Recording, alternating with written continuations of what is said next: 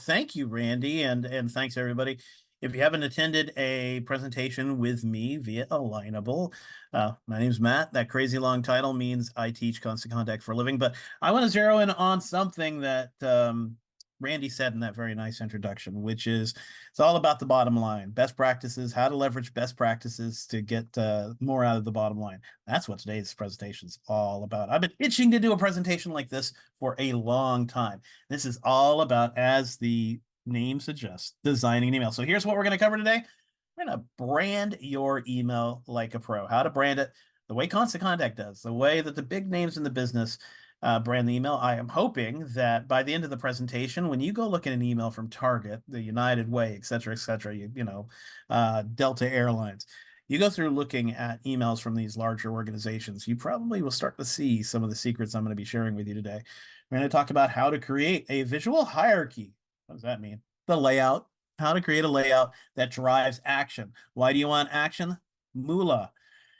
If you've attended one of my sessions before, I have talked repeatedly across many Alignable webinars that it's all about the clicks, getting people to click on links in your email, getting them to go to your website, find your products, find your services, where they can donate. It's the reason you do email marketing. So it's all about driving that action and then using your email results to better fuel design decisions. So let's start off with acting like the pros, building an email like a pro. Well, your entire email should be reflecting your brand and other marketing channels. Marketing channels simply means other places that you might market yourself. Social media is the most common example. I'm going to move something out of the way here because it's right in my screen. I want to be looking at you. And so these are going to include things that a lot of people don't think through. These bullets aren't necessarily about what's in the email. It's about things that are outside of the email or things that make the email look the way it does. So making sure your brand is reflected in your from name, in your email address. That's actually something a lot of people overlook, and it's critical because most people open an email not because it looks pretty, but because of who sent it. You want to be thinking through how your brand is reflected in your subject line. Obviously need to carry your logo. I'm often asked, even in this day and age, should I have my logo in my email? Yes. Yes. Dirty little secret. You've heard this if you've attended a presentation with me via Alignable. The average email subscriber only spends 9 seconds reading an email. So we want to get our brand into their head as quickly as possible. We're talking milliseconds. They need to see that logo and that color scheme and immediately realize who they're getting an email from. We don't want them to have to read that because they're not going to. Color is essential. Having your brand colors in the email is more essential than you might have thought because color represents brand identity. 80% more people will remember your brand based on your colors rather than just your logo. If I say red and white, what popular brands are red and white? Well, Target just popped in your head. Budweiser just popped in your head, right? Color represents brand more than a lot of people assume. And obviously the actual messaging in your email matters and being reflected of your brand.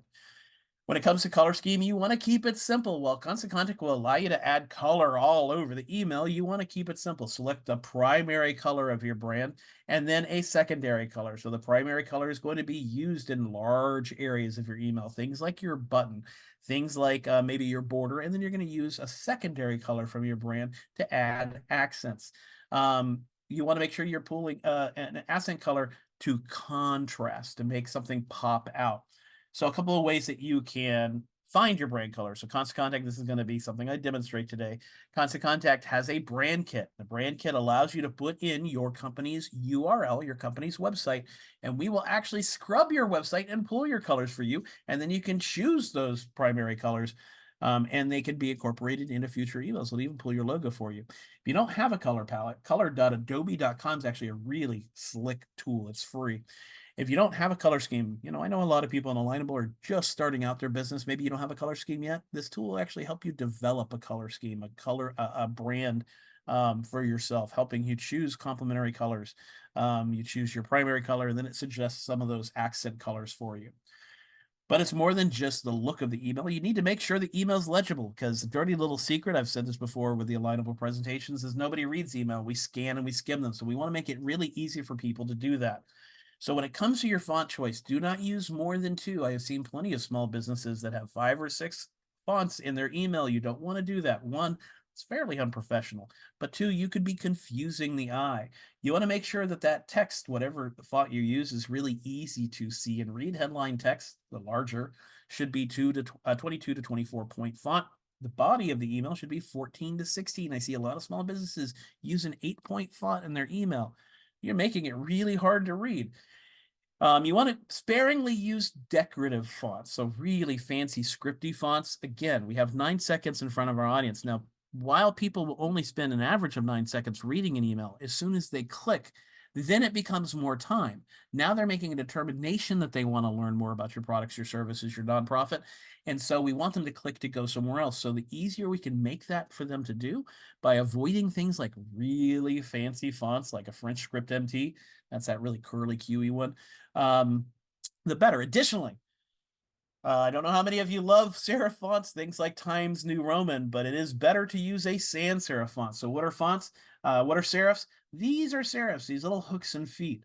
You want to use one that is sans without serifs, something that doesn't have those little add-ons, those little hooks and feet.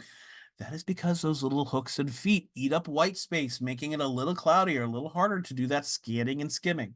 You also want to choose a font that is going to be email safe, more likely to be recognized by the computer.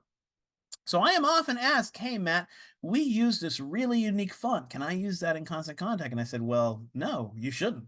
That is because the fonts that Constant Contact has available are universal, meaning it's guaranteed that that font is going to be on the person's computer. If you use some fancy, unique font, then there is a chance that that is going to be not the font that's received when somebody opens the email on the inbox. For example, these fonts, which are web safe, these are in Constant Contact, but if you use one of these and they don't have these installed on their computer, then it's going to default. It's going to default to something maybe not as lovely as you'd like. So we suggest using the email safe fonts. Of these fonts, you cannot beat Arial and Tahoma. Veranda is another really great choice. These are sans serif fonts, easy to read. They are universal. They are going to be on everybody's computer.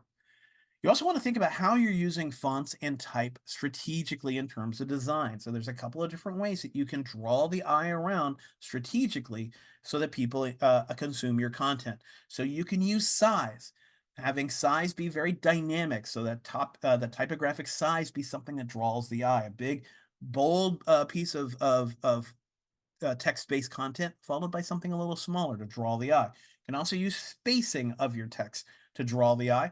You can have different colors to draw the eye. And then you can also have things offline. So topographic shape, you can see how, because that's not in line, it's off the side, we're trying to draw the eye around. You can also use things like italices, bolding, all caps, lowercase, alignment, things like that to draw the eye around, to look a little bit different. If you've attended one of my presentations through Alignable, you've heard me bemoan all caps in subject lines. Do not use all caps in subject lines.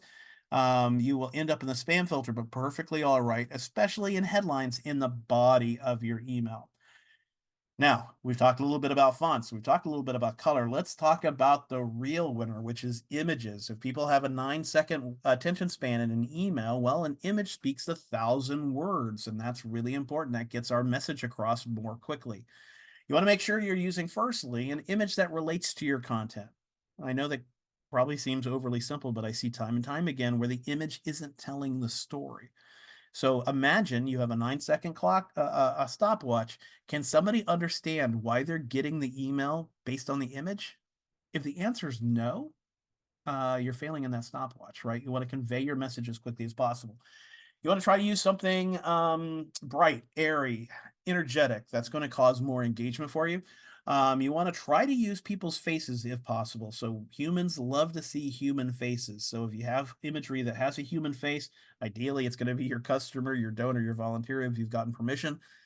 Staff photos, human faces are a really great way to convey humanity and also keep people in your email a little bit longer. Just make sure no matter what image you use in your email, you make it clickable. So you want people to be able to go on these images and click them. The reason you want to use images is because images get higher click rates. Again, we want people getting into the email and clicking to go somewhere else as quickly as possible. Images are big. They're really easy to click on, especially on a mobile device. You want to make sure you maximize your quality of your imagery. So do not make an image in Constant Contact wider than 600 pixels. The reason for that is that Constant Contact's templates are 600 pixels. So you go any wider, then you're going to have to compress things and manipulate things to get them to wedge into the shape. For a mobile device, you want to have 480 pixels across. Now, do know Constant Contact is mobile responsive, so we're going to redesign for you. But if you notice that your audience is mostly opening their email on a mobile device and Constant Contact reports that to you, then you may want to think through mobile first and have your images be a little bit smaller to begin with, so that when that email opens up on a mobile device, it's a little more legible and the images are a little easier to see. Do know that any image larger than 1200 pixels wide get compressed and they don't look as good for you. I've said this one before many times, this first bullet. Don't make an email that's 100% image. If you have an email that has 100% image, then odds are you have your hours, you have the price point, you have the product description, you have the event details. All of that is in the image. Well, there's two problems with that. One, about 20% of audiences still have their images blocked. They have to download the image to see it. Well, if we have everything in an image and the image is blocked, we're sending people nothing. But the reality is that email wouldn't be delivered in the first place because spam filters need to know what's in your email. And if you put all the details in an image, they don't know what it is, and they're going to put the email in the spam folder. So it's not even going to get delivered in the first place. Make sure that you have at least 20% of your email be text and the rest can be an image, but you actually want to follow a little finer balance in that. Add things like borders around your images to make them stand out. Now, you can put text in an image, just don't put everything in that image. So put headline text or something that's really unique about the image or about what you're offering in the image as a way to convey more information. Just don't put every detail in that image. Make sure that you're cropping using the rules of thirds. So make sure that the image is going to, that you're cropping down is focused on the reason the image is in your email. So a lot of people, when they upload an image, they just take a quick shot with their smartphone, they upload it to Constant Contact. While off on the side, you might have some walls, and off on the side, you might have some people shopping in the background. Try to cut the image down to focus on the primary reason you're sending the email out. People don't need to see all the other stuff in that picture. Try different shapes. So I'm a big believer in things like circular images. It's different. It breaks kind of the blocky shape and feel of an email, and it draws the eye around. It's a way to make your email a little more dynamic. Constant Contact doesn't care if the image is round or a triangle or a trapezoid. It's a way to actually draw the eye around. So we can see a couple of different ways that images are leveraged here. If we look at the one on the right, you got to watch out for too much imagery. Now, this is a photography studio, and that's the reason why they have so many. But what happens is you can overwhelm people with imagery. If you give people too much to look at, they're going to be overwhelmed and they're not going to understand the point and purpose of the email. A better choice would be, with the example on the right, is one or two images and drive people to where they can see more. This is an example of a little bit too much, and people not quite sure what they're supposed to look at. Now let's talk next about the layout of the email, creating a visual hierarchy that drives results. So there's a couple of different layout philosophies you can employ. There's the inverted pyramid. The idea behind the inverted pyramid is that people understand the headline, so that's why they're getting the email. Their eye focuses down into a little bit of the content, that image, and then ultimately it points to the button, to the call to action. I have found this kind of model to be the most successful because it's drawing the eye to what we really want to draw the eye to, which is buy now, save now, donate now, learn more, read more, attend now. It's focusing people to the real reason you're sending out the email, which is to spend money with you. Another popular model is going to be the Z pattern. So people in English-speaking countries primarily read left to right. So this follows that model of going left to right, left to right, left to right, and is moving the eye in a zigzag pattern. So you'll see that where people have a headline, so that's going this way, and then draw the eye to an image because people are going to look at images first, then a little bit of text, then a little bit of text, then an image. And so flip-flopping to draw the eye around. The F pattern is the old model. This is going out of style because it is so blocky, it's so formatted. And so this is also following English-speaking layouts in the sense that people read left to right, down, left to right, down, left to right. You're seeing fewer and fewer successful emails in this model. One, it's been played. And two, the inverted pyramid is far better at getting results. The other problem with the F pattern is that if you're building an F pattern email, content button image, content button image, content button image, you might be suffering from too much content in your email. This email is brilliant because it's simple. Headline, image, a little bit of text, button. That's it. When you're designing your email, make sure you're making it easy for people to skim. Remember, people are not going to be reading every word of your email. They're skimming and they're scanning and they're looking for relevant content. So how does this help them? How does this help the community? That's what they're looking for. So make sure you're drawing the eye with that in mind, that it's easy to skim. Make sure the headlines very noticeable, that aren't crowded around with other things, because that is going to be one of the first things their eyes look at is your headlines, understanding why you sent out the email. Make sure you're not afraid of white space. You do not have to pack every single inch of your email. Give your email room to breathe and create sections that keep that eye moving through the page. But it's all about the call to action, getting people to donate, buy, attend, register, whatever it is you're trying to do. And so make sure, if possible, you include two buttons, one above the scroll. So above the scroll means that when they get the email and they open it, what are you meeting their eyes with before they ever have to touch the mouse to scroll down, or before they have to start scrolling with their finger on their smartphone? So it's a brilliant idea to have your main call to action, the reason that you're sending the email out, above the scroll before anybody has to take action. Make sure you contrast your buttons. Make sure that they're standing out. So I've said the word button a couple of times. Why? Because buttons are the king of activity, right? People, if you give people buttons to push, they know they're supposed to push your buttons. And also, don't forget to link your logo. So either link your logo to the main reason you're sending out the email, the register, the buy now, the discount, whatever it is, or at least link it to your homepage where people can find out more about you. A lot of people will add their logo, but they won't link it. You want to link your logo because people will click on your logo if you give them the opportunity. Last but not least, use your email results to better design decisions. So pay attention to the metrics. If you've attended one of my presentations, I get on my soapbox about this. Don't just send out an email. Make sure you're waiting 2 days and looking at the results and analyzing the results. What did people click on? What did they not click on? You can't have that reporting on clicks unless you link things. So always send out emails with things for people to click on so you can gauge the results. If you had something really important in your email and you had it at the bottom and nobody clicked, it's not because they weren't interested. It's because too few people were venturing down. That might be telling you the email was too long and people weren't scrolling to get to that other call to action. Make sure that you're creating a baseline. Make sure that you have a level of expectation for yourself. So follow some of my design philosophies that I shared with you today, try them out and make that a baseline. Okay, moving forward, I'm going to tweak this little piece. I'm going to tweak that little piece so that you can start to gauge whether you're being more successful or you're backtracking and you're moving backwards in success. Make your decisions based on how they're engaging. So one thing that I can looking at the results can tell you is how well you design the email, but also it's telling you to a certain extent what content was relevant to people. So if you did follow a simple design and people weren't taking enough interaction, well, maybe the content just wasn't interesting to them and you want to try targeting your audience a little bit better. We have lots of content on Alignable about targeting and segmentation, and I'd refer to you to read or review some of that content because I've done couple of hours on segmentation and targeting in previous sessions. So some design ideas that you can test. The template. So what template are you using in Constant Contact? How did you lay it out? Did you use this font or that font? Did you use this size or that size? Did you use this kind of image or that kind of image? Did you use the F design? Did you use the triangle design? How long your content is. So one thing a lot of small businesses and nonprofits fail at is they write way too much content. So maybe the next time, try shortening up your content, make it a little more succinct. Again, we're trying to drive people to somewhere else where they can read more.